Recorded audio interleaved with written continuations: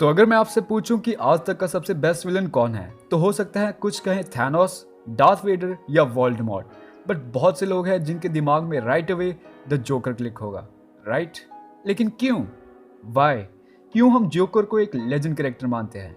क्यों जब भी कोई एक एक्टर जोकर का रोल करने वाला हो तो हम सब की आंखें उस पर टिक जाती है? क्यों लोगों को जोकर कोर्स हमेशा हमेशा के लिए याद हो गए हैं? क्यों जोकर जैसा एक विलन दुनिया के काफी सारे बड़े हीरो से भी ज्यादा महान कैरेक्टर माना जाता है? क्या ये हीथ लेजर की परफॉर्मेंस का नतीजा था या जोकर की लेगेसी ही इतनी महान है, या द शाइनिंग मूवी का इसमें कोई पार्ट है?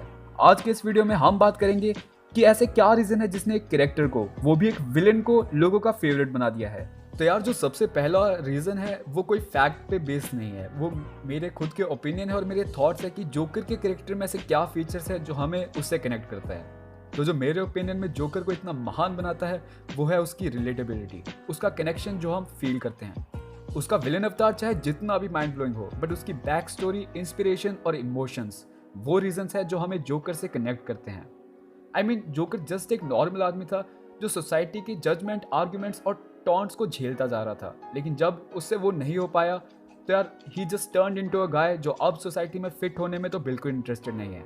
अब वो इस सोसाइटी के फेक इमोशन से बने हुए चेहरे को उतार कर फेंक देना चाहता है और उनके सामने उनकी रियलिटी लाना चाहता है। Now this is too much relatable और सीधा दिल पे लगता है।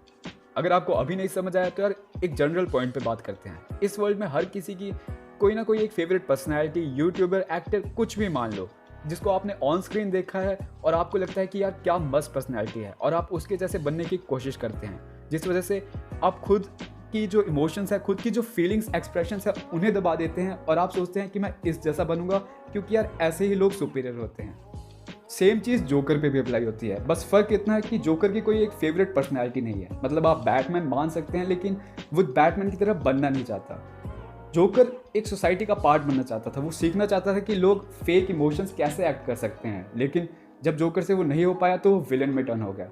जबकि अगर हम हमारी बात करें तो हम या तो अभी भी ट्राई कर रहे हैं कि किसी तरह उस पर्सनैलिटी की तरह बन जाए या किसी तरह अपने फेक इमोशंस और एक्सप्रेशन शो करके हम लोगों के सामने अच्छे बन जाए। और यार अगर आप एग्री करें या ना करें, हम में से हर किसी ने ये किया है। फिर चाहे हमें ये बुरा लगे, इंटरेस्टिंग ना लगे, या फिर अंदर से फील हो कि यार this is not who I really am, कि हम असलियत में ये नहीं है, बट फिर भी हम ये होने का नाटक करते हैं। तो यार आई होप आप मेरे को फॉलो अप कर पा रहे होंगे और आपको जो मैंने पहले पॉइंट बताए वो समझ आए होंगे कि कैसे हम जोकर से कुछ मामलों में सिमिलर है। लेकिन अगर आपको अभी भी समझ नहीं आया तो यार आगे सुनिए, शायद आपको समझ आ जाए। तो यार जितने पॉइंट मैंने पहले बताए वो सब कुछ इंपॉर्टेंट चीज़ें थी जो हमें जोकर से इतना कनेक्ट करती है, और विलन होने के बावजूद भी हम उसकी साइड को ज़्यादा बेटर तरीके से अंडरस्टैंड करते हैं। जोकर और एक रियल लाइफ पर्सन में बस इतना फ़र्क है कि जोकर अकेला सोसाइटी के सामने खड़ा हो चुका है और अब वो वायलेंस, वल्गैरिटी, मर्डर, डिस्ट्रक्शन या किसी भी कीमत पर वो इस फेक वर्ल्ड को, उसकी you and I in this beautiful world वाली दुनिया से बाहर निकाल के रियलिटी पे लाना चाहता है, जो कि काफ़ी बुरी है। जबकि हम सिर्फ इसे झेल रहे हैं और यार इसी का पार्ट बनने की कोशिश कर रहे हैं। और जोकर एक ऐसा कैरेक्टर है, कैरेक्टर रहने दो, मान लो कि एक ऐसा इमोशन है जो हमारे दिल से निकल के आता है और उसे थिएटर स्क्रीन पे शो किया जाता है और फिर हम फील करते हैं कि हाँ, that's what I feel like.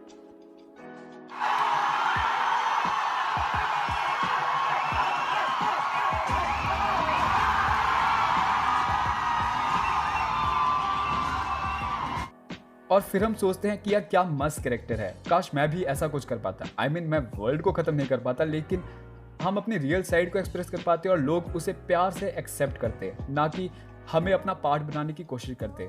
तो यार अगर मैं इस पूरे पॉइंट को शॉर्ट में बताना चाहूँगा तो बात इतनी सी है कि यार हमें लगता है कि सोसाइटी उसी आदमी को एक्सेप्ट करेगी और उसी को अच्छा मानेगी जो कि परफेक्ट है। ये बात काफ़ी हद तक सच भी है। इसलिए यार हमारे अंदर जितनी भी प्रॉब्लम्स है, चाहे फिर वो हमारे इमोशंस हो या फीलिंग्स हो जो सोसाइटी से मैच नहीं करती, या फिर हमारी फिजिकल प्रॉब्लम्स जैसे कॉम्प्लेक्शन या फिर हमारी हाइट, हम उन सब को परफेक्ट करने में लगे रहते हैं, जिसकी वजह से हम लो या टायर्ड फील करते हैं। और जब हम थक हार के हार मान चुके होते हैं और उसी टाइम को स्क्रीन पे इन सेम इमोशंस के साथ पावर अप हो, तो यार हम फील करते हैं कि हाँ, ये कैरेक्टर तो मेरी तरह है। आई मीन जोकर ऐसा कैरेक्टर है जो डिवाइड पैदा नहीं करता। हम जोकर को देखते हुए मार्वल या डीसी किस स्टूडियो ने बनाया है, किस डायरेक्टर ने डायरेक्ट किया है, ऐसा कुछ नहीं देखते। हम सिर्फ ये देखना चाहते हैं कि जोकर हमारे उन इमोशंस को स्क्रीन पे परफेक्टली एक्सप्रेस करें और फिर हम उस कैरेक्टर से प्यार करने लगते हैं। अब बढ़ते हैं अपने सेकंड पॉइंट की तरफ, जो कि है कि कैसे Heath Ledger, the dark knight, Jack Nicholson और मीडिया ने अपना बहुत बड़ा रोल प्ले किया जोकर को एक लेजेंडरी कैरेक्टर बनाने में। तो यार सबसे पहले जल्दी से बात करते हैं जैक निकल्सन के बारे में। तो 1971 में जैक निकल्सन की एक मूवी आई थी जिसका नाम तो आप सबने सुना ही होगा, द शाइनिंग, जिसमें जैसे कैरेक्टर का रोल उन्होंने प्ले किया था एक साइको जैसे कैरेक्टर का। मैं इतनी वेगली इसलिए बोल रहा हूँ क्योंकि मैं किसी को स्पॉइलर नहीं देना चाहता। तो यार वो कैरेक्टर काफ़ी ज़्यादा मैच होता है आज के टाइम के जोकर के कैरेक्टर से, इसलिए उन्हें 1980 में जब बैटमैन मूवी आई तो उसमें जोकर का रोल ऑफर हुआ, और फिर जिस तरह उन्होंने उस जोकर के रोल को प्ले किया लोग हैरान रह गए थे, मतलब आइकॉनिकली।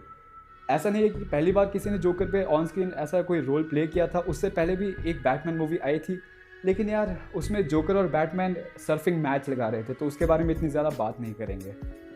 तो यार जैक निकल्सन की माइंड ब्लोइंग एक्टिंग देखने के बाद जब लोगों को पता चला कि 2000 की आने वाली बैटमैन द डार्क नाइट में हीथ लेजर को लिया जा रहा है एज जोकर, तो यार लोग सीरियसली डिसअपॉइंटेड थे, क्योंकि उन्हें लग रहा था कि हीथ लेजर एक नया आया हुआ एक्टर है और यार जोकर जैसे महान कैरेक्टर का रोल उन्हें नहीं देना चाहिए।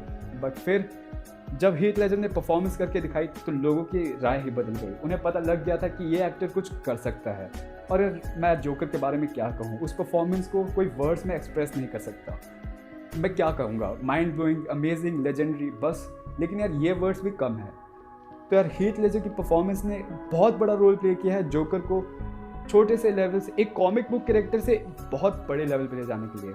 तो यार जोकर का कैरेक्टर तो माइंड ब्लोइंग था ही, but Batman the dark Knight भी अपने आप में काफ़ी मास्टरफुल मूवी थी, और यार उसे जो मास्टरफुल बनाता है वो ये है कि यार ऐसा कुछ रियल में हो सकता है। आई मीन हम उन चीज़ों से ज़्यादा कनेक्ट करते हैं जो रियलिटी में हो सकती है, जैसे ब्रेकिंग बैड। अब ब्रेकिंग बैड इतना हिट क्यों है, क्योंकि यार वो कहीं ना कहीं रियल में हो सकता है, उसमें लॉजिक है। साथ ही साथ बैटमैन द डार्क नाइट में इतना भी कुछ ओवर द टॉप नहीं है जो कभी रियल में नहीं हो सकता। अगर कोई करना चाहे तो ज़रूर कर सकता है, मतलब मैं आई होप कोई ना करे, वो तो बहुत ज़्यादा बुरा हो जाएगा। और साथ ही साथ एक और मार्वल के शो डेयर डेविल, तो यार डेयर डेविल भी इसलिए इतना हिट था क्योंकि वो भी रियल में हो सकता है। हम अभी टॉपिक से साइड नहीं जाएंगे, हम बात करेंगे कि कैसे डार्क नाइट ने भी बहुत बड़ा रोल प्ले किया। तो यार द डार्क नाइट की स्क्रिप्ट, साथ ही साथ क्रिस्टोफर नोलन की मास्टरफुल डायरेक्शन, ये कहीं ना कहीं जोकर जैसे महान विलन को और ऊपर लेके गए। और अब हम बढ़ते हैं अपने तीसरे और सबसे इम्पॉर्टेंट पॉइंट्स में से एक, हीथ लेजर की डेथ और मीडिया का रिस्पॉन्स। तो यार मुझे किसी भी एक्टर या फिर किसी भी आदमी की डेथ के बारे में बात करना अच्छा ही नहीं लगता, क्योंकि यार मैं सोचता हूँ कि अगर हीथ लेजर जैसे एक्टर अभी भी जिंदा होते तो वो कितनी माइंड ब्लोइंग परफॉर्मेंसेस दे सकते थे, लेकिन यार मुझे इस पॉइंट के लिए करनी पड़ेगी। तो यार जब 2008 में the Batman the dark night आने से पहले ही हीथ लेजर की डेथ हो गई, तो यार मीडिया के तो मज़े आ गए थे, क्योंकि उन्हें कंटेंट मिल चुका था रूमर्स फैलाने के लिए। तो मीडिया ने एक बहुत बड़ी अफवाह फैला दी। उन्होंने कहा कि यार हीथ लेजर पे जोकर का रोल इतना भारी पड़ा, वो उससे इतने डिप्रेस और नेगेटिव हो गए थे लाइफ के टुवर्ड्स कि यार उन्होंने गलती से ड्रग ओवरडोज कर दिया और उनकी डेथ हो गई, जो कि बिल्कुल झूठ है। हीथ लेजर अपने रोल से बहुत खुश थे और मूवी के फाइनल कट को देखना चाहते थे, जो कि अफसोस की बात है वो नहीं देख पाए। और उसके बाद जब हीथ लेजर ने उसी सेम परफॉर्मेंस के लिए ऑस्कर भी जीत लिया, तो यार तब तो मीडिया ने इस रूमर को और ज़्यादा हाइप पे ले गई, और यार कहीं ना कहीं लोगों ने इसे मान भी लिया और किसी ने रियलिटी की तरफ ध्यान देने की कोशिश नहीं की। उन सबको लगा कि यार जोकर का रोल इतना माइंड ब्लोइंग होना चाहिए कि अब अगर कोई भी अगला एक्टर उसे करेगा तो यार वो उसमें अपनी जान डाल दे। आई मीन सच में मर नहीं जाए, लेकिन यार या तो डिप्रेस हो जाए, लाइफ के टुवर्ड्स नेगेटिव हो जाए, आप समझ रहे हो ना, कि उसमें पूरी तरह से अपनी जान डाल दे, सारे एफर्ट्स डाल दे। इसलिए आप कह सकते हैं कि मीडिया ने काफ़ी बड़ा रोल प्ले किया है जोकर की परफॉर्मेंस को और ऊपर ले जाने में, चाहे वो नेगेटिव वे में था, क्योंकि यार किसी आदमी की डेथ से कोई कैरेक्टर अगर महान बन जाए तो वो कोई अच्छी बात नहीं है, बट अब जो हो गया है वो हो गया है और जोकर एक लेजेंडरी कैरेक्टर बन चुका है। अब बढ़ते हैं अपने इस वीडियो के लास्ट सेगमेंट की तरफ। तो यार जब 2015 में सुसाइड स्क्वाड आई और जैरेड लीटो ने जोकर का रोल प्ले किया तो लोग उससे डिसअपॉइंटेड थे। अब मैं उन पर कोई खुद पर्सनल कमेंट नहीं करूँगा, मैं बस इतना कहना चाहूँगा कि यार उनकी एक्टिंग हीथ लेजर से तो कंपेयर करने वाली बिल्कुल भी नहीं थी, लेकिन यार फिर भी उन्हें कम स्क्रीन टाइम मिला था, तो यार उसकी वजह से भी वो अपनी ज़्यादा परफॉर्मेंस दिखा नहीं पाए, और जितनी उन्हें वो सुसाइड स्क्वाड के ख़राब सी स्क्रिप्ट में पार्ट मिला उतना उन्होंने प्ले कर दिया। लेकिन यार उन्होंने खुद अपनी तरफ से तो काफ़ी मेहनत दी थी जोकर के कैरेक्टर की है। और यार एक और काफ़ी important point, super hero movies, फिर चाहे वो मार्वल की हो या डीसीओ की, दोनों ने काफ़ी बड़ा रोल प्ले किया। क्योंकि यार देखो जब 2008 में डार्क नाइट आई थी ना, तो मैं तो उस टाइम बहुत छोटा था, तो मुझे कोई सेंस नहीं थी कि बैटमैन क्या होता है और जोकर क्या होता है। लेकिन जब मैंने सुपर हीरो मूवीज़ देखना स्टार्ट किया तो उससे कहीं ना कहीं मैं खुद द डार्क नाइट की तरफ खींचा चला गया कि ऐसा क्या है इस मूवी में और ऐसा क्या है जोकर के रोल में। तो आप कह सकते हैं कि जब से लोगों का इंटरेस्ट सुपर हीरो मूवीज़ में बनना शुरू हुआ है तो तब से उनका इंटरेस्ट विलन्स में भी काफ़ी ज़्यादा बढ़ गया है। तो जब द जोकर आई तो यार टॉड फिलिप्स ने जो उस मूवी में मास्टरफुल डायरेक्शन किया है, और यार जोकर मूवी में एक खास बात यह है कि उस मूवी ने जोकर की दूसरी साइड दिखाई है कि कैसे वो जोकर बना। वो एक आर्थर फ्लेक की स्टोरी है कि कैसे एक नॉर्मल आदमी को सोसाइटी जोकर में बदल सकती है। और यार मैं सच कहूँ तो द जोकर ने इस पूरी वीडियो को बनाने में काफ़ी बड़ा रोल प्ले किया है। और द जोकर से मेरा मतलब है द जोकर मूवी, क्योंकि यार जो मेरा फर्स्ट पॉइंट था इमोशंस वाला टॉपिक जो कि इस लिस्ट में सबसे इंपॉर्टेंट है, वो यार मैं द जोकर मूवी की वजह से ही फ्रेम कर पाया हूँ। क्योंकि यार वो मूवी हमें जोकर का दूसरा साइड दिखाती है। अगर आप बैटमैन द डार्क नाइट देखो तो उसमें जोकर विलन बन चुका है, तो द जोकर मूवी को भी क्रेडिट देना बनता है कि उसने जोकर की परफॉर्मेंस लेवल और साथ ही साथ स्टोरी को इतना अप रेज किया है। तो यार इन सारे पॉइंट्स को मिलाकर मैं डेफिनेटली कह सकता हूँ कि जोकर जैसा कैरेक्टर कोई 2 रात में महान लेजेंड नहीं बन गया। इसे बनाने में काफ़ी सारे साल, काफ़ी सारी स्क्रिप्ट्स, काफ़ी सारी कॉमिक्स, मूवीज़ और उसके बाद लेजेंडरी परफॉर्मेंसेस और फिर लोगों के लेजेंडरी रिएक्शन लगते हैं किसी एक कैरेक्टर को लेजेंड बनाने में। और मैं शर्त के साथ कह सकता हूँ कि अगर कोई एक कैरेक्टर इतना बड़ा लेजेंड बनेगा, हमारे सामने टोनी स्टार्क भी है, लेकिन यार वो तो एक हीरो है। अगर कोई एक विलन इतना बड़ा लेजेंड बनेगा तो उसमें बहुत टाइम लगने वाला है और बहुत मेहनत लगने वाली है। तो गाइज आज की वीडियो में बस इतना ही। आई होप आप इनमें से किसी ना किसी पॉइंट के साथ तो एग्री करते ही होंगे। और यार अगर आप स्पेशली फर्स्ट पॉइंट के साथ एग्री करते हो, क्योंकि यार वो पॉइंट मैंने खुद लिखा है, तो यार प्लीज़ मुझे बता देना, मुझे काफ़ी अच्छा लगेगा। और यार अगर आप नहीं भी एग्री करते तो यार मुझे ये भी बता देना कि आप क्यों नहीं एग्री करते, वो भी मेरे लिए काफ़ी अच्छा होगा। तो गाइस आई होप आपको ये वीडियो पसंद आई होगी और आपको समझ आ गया होगा कि ऐसा क्या है जो जोकर को इतना लेजेंडरी कैरेक्टर बनाता है। अगर मैं किसी वे में पूरी तरह से एक्सप्रेस नहीं कर पाया तो यार उसके लिए मैं बहुत ज़्यादा माफ़ी मांगता हूँ। और क्या कह सकते हैं, अगली बार मैं फिर आऊँगा नए कंटेंट के साथ। और अगर आपको ऐसा और कंटेंट देखना है और वीडियो के लास्ट तक पहुँच चुके हो तो यार सब्सक्राइब बटन पर क्लिक करो और बेल आइकन को दबाना मत भूलना। मैं अगली बार फिर आऊँगा नए कंटेंट के साथ, तब तक के लिए गुड बाय।